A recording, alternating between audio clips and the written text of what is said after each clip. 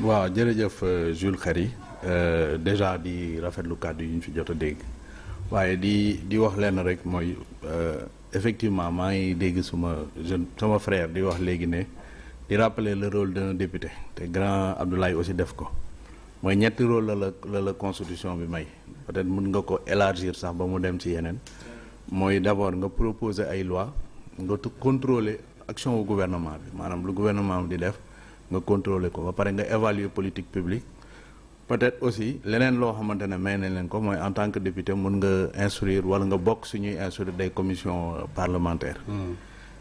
ñun nag suñu coalition dund comme ni nga koy waxee rek ñu suñu lépp leen la rek mooy wax programme ba bu ñuy dem nii itam ci élection dañoo am programme de législature boo xamante ne balaa ñu koy def sax ñun dañoo gëm ni il faut que ñu dépasser yenn yi nu ñuy defaree ay programme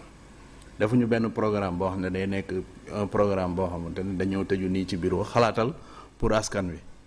maanaam une stratégie boo xamante ne elle est plus lu ñu gis lu ñuy def Sénégal plus top down quoi maanaam da ngay am benn top management bu xalaat après wàccee ko ci base bi nous c'est le contraire à dund on travaille autrement notre stratégie elle est plus bottom up mooy nga jëlee ci suuf au niveau de la base di ko yéegal jusqu'au sommet parce que wax dëgg yàlla mosuma gis kuy tabaxee ci kaw di jëm ci suuf su dul loolu balaa sax ñoo dem aux élections ñun dañoo dem gisi ji beaucoup de corps de métier et vraiment beaucoup de couches de notre société des artisans des fonctionnaires nappkat yi béykat dem gis ñenn ñu bëri pour xool ñoom lan mooy seen problème ak éventuellement ñu saytu ce qui a déjà été fait mooy par rapport à nos gouvernements yi fi passé ak yooyu lu ñu def ci yenn secteur données yu bëri ñun ñu indi ci suñu xalaat donc ñun noonu la ñuy liggéey entre autres lu may wax ni on a un programme de législature buy indi 32 propositions de loi ak ci yenn yoo xam ne dañoo taxaw ci évaluer ay politiques publiques yooyu peut-être somu ci may dinañ ci jukki après quelques-uns d'entre eux maanaam sànq tam da nga wax lu am solo mooy nit ñi ça dépend aussi ci fan la ñuy teg le curseur xam nga ñun sénégalais yi bon malheureusement ñenn ñi émotion da leen di yóbbaale yenn yu bëri comme li ngay wax rek mën ngaa bëri ñu la topp mais est-ce que le discours servi est-ce que c'est ce discours là qui va aider les populations loolu aussi itam lu ñu jar a xalaat la malheureusement soo amee fii lu may wax nga am bool am troupe asiko wala ñenn ñu la topp rek vous faites du bruit rek am na ñoo xam ne dañ lay uy si à cause de ce folklore mais au-delà du folklore qu'est-ce qu'on propose aux populations lan lañ mën a proposer aux populations dans le rôle d'un député parce que je rappelle ni député ñetti rôle yëpp nga am sànq grand mu ngi koy wax mais le parti au pouvoir peut-être le premier ministre la tête de liste il est dans son rôle de pouvoir dire que ñun suñu fale suñu budget lii suñu programme lii lay doon mais moom lu may wax ni moom ñun dañ ko nar a évaluer dañ ko nar a contrôler te man lu ma jàpp mooy pour ñu contrôler ko évaluer ko il faut des députés responsables des députés qui ñoo xam ne dañu nekk à la hauteur tey bu ñu càmbaree ñoom seen référentiel parce que lu may wax ni nit ki sooy dem ci dara da ngay xam ñun qu'on le veuille ou pas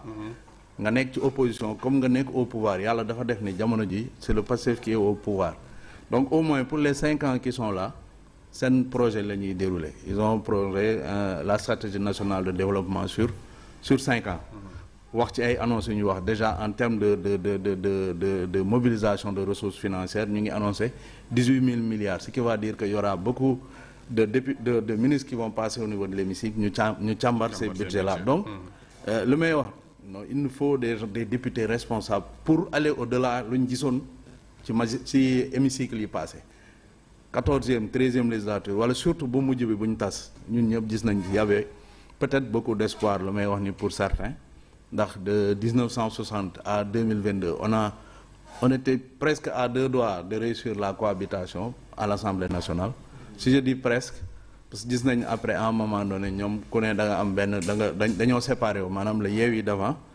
dem nañ ba yóbbu Macky Sall dem ci cohabitation bon nous on a pensé que à ce moment-là peut-être le Sénégal va avancer à travers des idées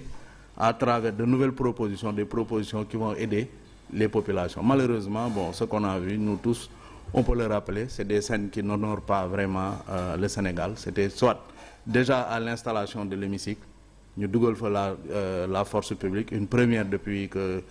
presque une première je dirais, parce qu'il y en a eu pour certains qui me disent dans les années 1960 ou 68, ou peut-être la gendarmerie ak yooyu et durant les affaires Mamadou Dia lu ñu wax mais ñun lu ñu fekkee nii en 2022 à l'installation du président lañ gis ñu dugal fa installé ko déjà benn deux ñu gis ñu wékk fa jigéen ñu dajj ay micro ñu tojonte ay bopp après ay intérêt divergé tey nga gis ñii ñenn ñi ñu ngi au pouvoir ñenn ñi ñu ngi ut pour loo xamante ne dañuy sonnalee pouvoir mais finalement ils oublient l'intérêt général et l'intérêt général c'est comment faire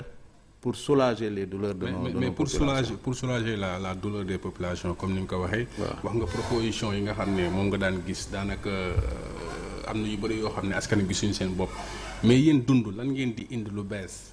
comme proposition de loi. loo xam ne tey askan bi bés bu ñu ko tegee assemblée nationale dañ ci gis seen bopp. entre autres propositions de loi sànq dégg naa ñaa di wax ci transport ci chauffeurs yi on a des propositions qui touchent beaucoup de secteurs. artisans yi moom après dama lay bàyyi jëwriñ. on a des propositions qui touchent beaucoup de secteurs. benn bu may njëkk taxaw rek mooy faisant nos évaluations parce que da ngay balaa ngaa dem fa ñun dañoo évaluer ay politiques publiques dañoo évaluer les bourses de sécurité familiale bu fa Macky Sall defoon ñu gis ni ñu mu impacté 300 000 personnes la ñoom ñu def ci 170 milliards ñu gis Sénégal bu ñu nekk nii on est 18 millions de personnes. Sur les 18 millions, il y a environ 2 850 000, environ 16% de la population qui ont une situation de vulnérabilité. Madame, nous avons un problème d'équipe, un problème des fois, nous avons. Donc, comme nous avons un parti, nous d'abord, surtout une partie, la vision, c'est une vision humaniste de la politique. Nous, c'est très bon dans un pays. Durant les 2 décennies, les régimes libéraux qui se sont succédés, tabax nañ ay tali defar nañ ay aéroport defar nañ mais ba léegi la base comme ni ko Maslow définir rek la pyramide des besoins les besoins physiologiques des Sénégalais gis nañ ni ba léegi satisfaire ñu ko maanaam nit ñi suñu xiifee ñu mën a lekk suñu maree mën a naan suñu feebaree mën a faju si revenu minimum de subsistance lañ bëggoon indi proposer mais waxuñu leen rek dañ koy ñëw rek teg ko en proposition mais dañoo xalaat aussi naka lañ koy defee dañoo gis ni ce revenu minimum de subsistance pour atteindre ces 2 800 000 personnes, nous devons à travers une taxe de solidarité nationale où beaucoup de sociétés qui sont en situation de monopole dans leur secteur d'activité, nous avons si bénéfice annuellement reversé cette taxe de solidarité nationale. Pour ne pas citer yenn, on peut citer une société qui ont des super profits, aussi. Dans notre constitution, il est dit que les ressources naturelles appartiennent au peuple. Nous disons que 90% du pétrole et du gaz, comme nous l'avons dit, c'est le budget d'État. Vu que les ressources naturelles appartiennent au peuple, nous avons pour au moins les Sénégalais qui sont là, qui vivent aujourd'hui, nous pouvons les soulager à travers ce revenu minimum de subsistance. Donc on va taxer, c'est une taxe de solidarité nationale. Sur des grandes entreprises qui sont en situation de monopole au niveau de leur secteur. Taxer les produits de luxe, parce qu'il y en a peut-être certains qui peuvent se permettre disons ay auto wala dara lu cher ñu am ben taxe de solidarité buñ fay def parce que mbir mi jappalante la dal parce que il faut aider ces gens-là aussi. On est dans un pays où un pays de la teranga et je pense que la teranga c'est quelque chose, c'est une prospérité partagée loolu di benn beneen bu ñu def benn loi mooy une proposition de loi par rapport à ce qui a été déjà fait. On a évalué la loi par exemple sur le loyer. Le loyer par exemple c'est un poste de dépense la boo xamante ne day sonal famille yu bëri. Au Sénégal je dirais d'une manière générale à Dakar boo xam ne fii la gën a méttee vous verrez très peu de gens avoir au moins 500 000 de salaire par mois. Mais nous, à minimum, comment nos familles, nous bindo, c'est des familles qui sont assez larges. Vous avez des gens avec sa jarbat, avec sa jabar, avec sa rakosohna. Vous êtes à minimum à peu près à 8 ou 10 dans une famille. Là, nous indil moi. Vous avez soit des F4 ou des F5. Mais qui peut le prix des loyers au Sénégal? Si c'est des F3, F4, madame, 3 chambres, salon, tu tournes par jour.